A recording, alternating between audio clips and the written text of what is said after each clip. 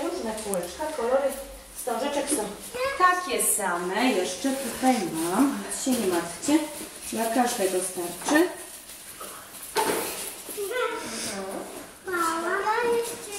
Wszyscy dostaną, nic się nie martwcie.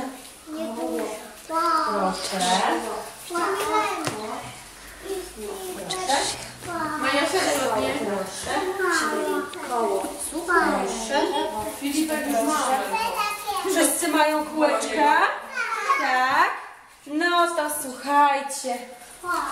Jakie O, ty nie możesz jeszcze, proszę. Trzeba wołać. Co to masz? Trzeba wołać, jak coś nie dostanie. O, pięknie. Popatrzcie się.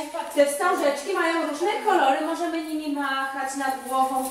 Możemy z nimi tańczyć. A wianeczka? Nie, to jest wianeczki. Proszę, wianeczka, kółeczko. Nie chcesz tańczyć z kółeczkiem? A zaraz będziemy taki fajny taniec tańczyć. Dobra, za chwilę może Bianka będzie chciała. Dobra, zostaw Janeczkę, może będziecie. Popatrzcie się, tu jest wstążeczka, to jest taka zielona jak trawka, albo jak wasz dywan.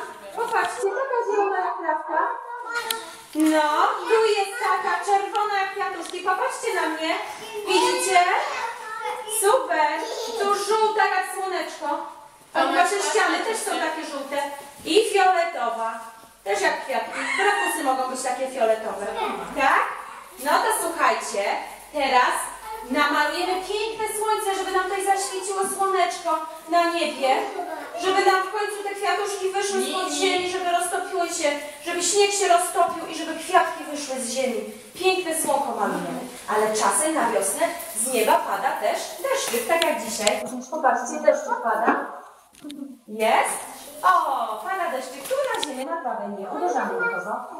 Słuchajcie, a jak pada deszcz i równocześnie świeci słonko, to na niebie pojawia się piękna, kolorowa tęcza.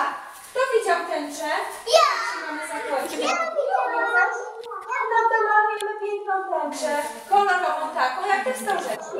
To słuchajcie, stajemy wszyscy i wszystkie buzie patrzą na mnie i będziemy śpiewać taką piosenkę i malujemy słonkę. Słonko świeci nam, deszczyk kap, kap, kap, a na niebie piękna tęcza koloruje świat. To spróbujemy jeszcze raz. A wy już może pamiętacie tę piosenkę, to spróbujemy ją zaśpiewać, dobra?